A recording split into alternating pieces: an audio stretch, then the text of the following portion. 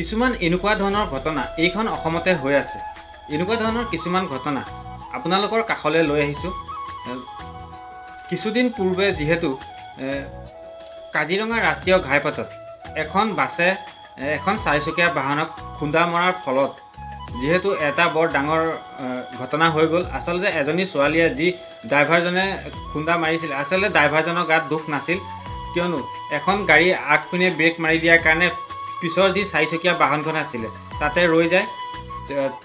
ড্ৰাইভাৰজনে উপায় নাইকিয়া হৈ ব্ৰেকটো মাৰি দিয়ে, সেই সময়ত খুন্দা লাগি যায়। আচলতে যি কি নহওক, কাৰ ভুল কাৰ নহয় সেইটো আমি বিচাৰ নকৰোঁ। আচলতে ইয়াৰ বিচাৰ কৰাৰ দায়িত্বত আছে প্ৰশাসন, আইন আছে, আইনে বিচাৰ কৰিব ইয়াৰ আচলতে দোষী কোন, নহয় জানো। আচলতে ছোৱালীজনী এটাই ভুল কৰিলে যে ড্ৰাইভাৰজনৰ বুকুত এনেধৰণে ধৰি কথা ক'ব নালাগিছিলে, কিয়নো ইয়াৰ যিসমূহ নষ্ট হৈছে গাড়ীখনৰ, চাৰিচকীয়া বাহনখনৰ, আচলতে আইন আছে, প্ৰশাসন আছে, প্ৰশাসনে বিচাৰ কৰিলেহেঁতেন, কৰিব।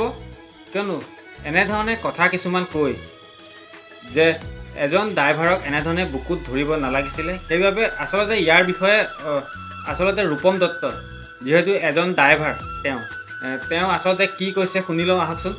ভিডিঅ'টো চাই লাইক শ্বেয়াৰ কৰিবলৈ নাপাহৰিব, আৰু নতুনকৈ মোৰ চেনেলত আহিছে যদি ছাবস্ক্ৰাইব কৰি ল'ব চেনেলটো, নতুন নতুন এনেকুৱা ধৰণৰ ভিডিঅ' আৰু পাই থাকিবলৈ সহজ। মই ভিডিঅ'টো চাইছিলোঁ, মই পাইছিলোঁ এই ল'ৰাটোৱে চাগে বাছত ছোৱালী গাত হাত দিছে, সেইটো কাৰণে এইটো হৈছে বুলি কয়। মই ভিডিঅ'টো স্কিপ কৰিলোঁ, বোলো ইহঁতি মাৰেই খাব লাগে, এনেকৈ ময়ো ভাবিছিলোঁ। কিন্তু পিছত যেতিয়া ভিডিঅ'টো চাই দেখিলোঁ কথাচোন বেলেগ, তেতিয়া মোৰ গাত লাগিছে কথাটো।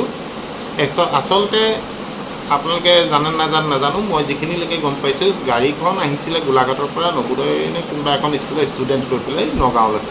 তো প্ৰথম কথা, যেতিয়া গাড়ী এখন ৰিজাৰ্ভত আহে, গাড়ীখনে কেতিয়াও দবাই নাহে, খুব স্পীডত নাহে। এটা কাৰণেই, গাড়ীখনৰ যদি তেল বাচে ড্ৰাইভাৰজনে 2 টকা লাভ। সেইকাৰণে ৰিজাৰ্ভত আহিলে আপোনালোকেও মন কৰিব, গাড়ীখন সদায় নৰ্মেল স্পীড থাকে। আৰু নৰ্মেল স্পীড মানে 20-30ততো এখন গাড়ী চলাব নোৱাৰে, 40-50তো নচলা, 60-70 চলাবই লাগিব গাড়ী এখন, নহ'লে গাড়ীখনে ইমান দূৰ যাব কেনেকৈ।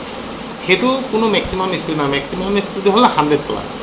তো এখন গাড়ী গৈ আছে, 4খন গাড়ী আগত আছিলে এই বাছখনৰ আগত, একদম আগত ডিজায়াৰ এখন আছিলে। সেই ডিজায়াৰখনে কোনোবা এখন গাড়ীক অভাৰটেক কৰিব যাতে আগৰ পৰা গাড়ী আহিলে কাৰণে ডিজায়াৰখনে খাৰা ব্ৰেক মাৰিলে, তেতিয়া ডিজায়াৰখনৰ পিছত এখনকৈ মাৰিলে, লাষ্টত এই বাছখনে গৈ পেলাই পিছফালৰ পৰা বাছখনেও মাৰিলে।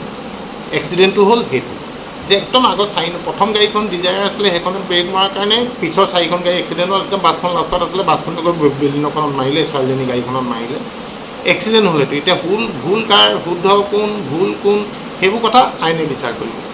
কথা হ'ল, ছোৱালীজনীয়ে ইমান সাহস কেনেকৈ পালে, এজন ড্ৰাইভাৰ বুকুত ধৰি পেলাই ইমান দেৰি বুকুত ধৰি আছে, তাই কোনোবাই এৰি দে বুলি ক'তো নেৰো বুলি কৈছে। ছোৱালীজনীৰ মুখখন মই ইয়াত দেখুৱাই দিছোঁ, চব সেইজনী ছোৱালী।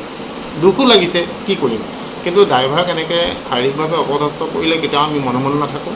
আৰু 99% মানুহে আমাক ছাপোৰ্ট কৰিছে, তাৰ কাৰণে অশেষ ধন্যবাদ আপোনালোকক। 2-এজন মানুহে নিগেটিভ কথাও কৈছে, কোনোবাই কৈছে কাণৰ লতি ছিঙি দিম, কোনোবাই কৈছে মুখ ভাঙি দিম।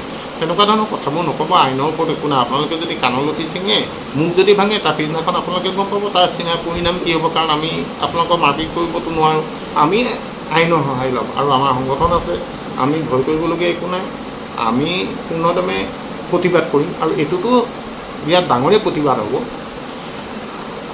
এতিয়ালৈকে আমি কি কৰিম ঠিক কৰা নাই, কিন্তু যদি ছোৱালীজনীয়ে দুদিনৰ ভিতৰত ক্ষমা নোখোজে সেইজন ড্ৰাইভাৰৰ ওচৰত, তেনেহ'লে হয়তো অসমত যাতায়াত ব্যৱস্থাও বন্ধ হৈ যাব পাৰে। তো এইটো কাৰণে মই চবৰ ওচৰত ক্ষমা প্ৰাৰ্থী, আপোনালোকে আমাক বেয়া নাপাব। আমি অসম বন্ধ নিদিওঁ, আমি চকা বন্ধ নিদিওঁ, আমি কৰ্মবিৰতি কৰোঁ যে আমি গাড়ী নচলাওঁ যেতিয়ালৈকে ইয়াত বিচাৰ নহয়। তেতিয়া কিন্তু আপোনালোকৰ কষ্ট হ'ব, দুখ হ'ব, তাৰ বাবে আপোনালোকে দুখ নিদিব। কিন্তু এনেকুৱা ধৰণৰ যদি ড্ৰাইভাৰক অপমান কৰি থাকে, আমি সদায় মাত মাতি যাম। আমি আজীৱন, মই মৰালৈকে মই মাত মাতিম। আৰু মোৰ লগৰ গোটেই সংগঠনৰ যিমান ড্ৰাইভাৰ আছে সকলোৱে মাত মাতিব। ৰাতিৰ পৰা এতিয়ালৈকে অহৰহ মোলৈ ফোন মেছেজ আহি আছে যে ইয়াৰ এটা বিচাৰ লাগে, আৰু ইয়াৰ বিচাৰ লাগিব, দুদিনৰ ভিতৰত ছোৱালীজনীয়ে ক্ষমা খুজিব লাগিব। ইয়াত আপোনালোকে যিয়ে কয় যিয়ে নকয়, আপোনালোকে আমাক ইমানখিনি ছাপোৰ্ট কৰিছে, তাৰ বাবে অশেষ ধন্যবাদ। আমি চেষ্টা কৰিম যাতে আমি ড্ৰাইভাৰখিনিকো ভাল সংস্কাৰ দিব পাৰোঁ, ড্ৰাইভাৰখিনিকো আমি শুদ্ধ কৰিব পাৰোঁ। আপোনালোকে আমাক লগ দিলে আমি পাৰিম। বহুত সলনি হৈছে আৰু বহুত সলনি কৰিবলৈ বাকী আছে, এইখিনি হৈছে অকল আপোনালোকৰ কাৰণে। আপোনালোকে মৰম কৰি দিয়ক, আমি ড্ৰাইভাৰখিনি স্বভাৱ চৰিত্ৰ সলনি কৰিম। এটা কথা চাওক, এই লাইনটোত সদায় নিৰক্ষৰ মানুহখিনি আহে, যে এই লাইনটোত আহিবলৈ হওক, সেই মানুহখিনিক আমি ঠিক কৰাৰ দায়িত্ব আমি সমাজে ল'ব লাগিব। আপোনালোকে এনেকৈ আমাক লগ দি যাব, আমি যিমান পাৰোঁ এখন সুন্দৰ চালক সমাজ আপোনালোকক দিবলৈ মই চেষ্টা কৰিম আৰু আমাৰ সংগঠনে অহৰহ লাগি আছোঁ আমি চালকসকলক শুদ্ধ ৰূপত লৈ যাবলৈ। আগতকৈ বহুত সলনি হৈছে আৰু বহুত সলনি হ'বলৈ বাকী আছে। এনেকৈ আপোনালোকে আমাক সাহস দি যাব, আমি কাম কৰি যাম। কিন্তু দুদিনৰ ভিতৰত যদি একশ্যন নহয়, ছোৱালীজনীয়ে যদি মাত নোখোজে, ক্ষমা নোখোজে, তেনেহ'লে হয়তো অনাগত দিনত অসমৰ যাতায়াত ব্যৱস্থা বিকল হোৱাৰ চান্স